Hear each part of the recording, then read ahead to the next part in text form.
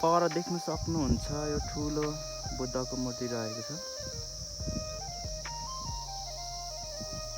त्यसपछि यहाँ पोखरी छ।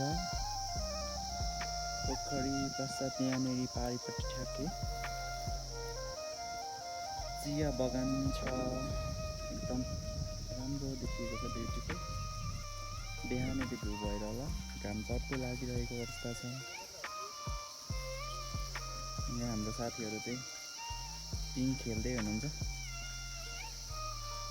त्यसपछि माथि रहेको छ, यहाँनिर शिवको मूर्ति रहेको छ।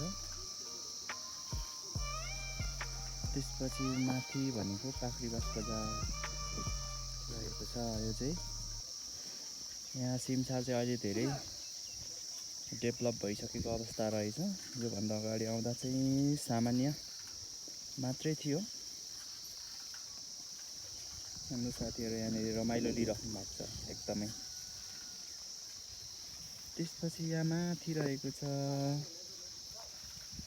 लिङ्गेपिङ पनि रहेको छ। यहाँनिर दसैँको अवसरमा होला, यो चाहिँ नयाँ बनाउनु भएको।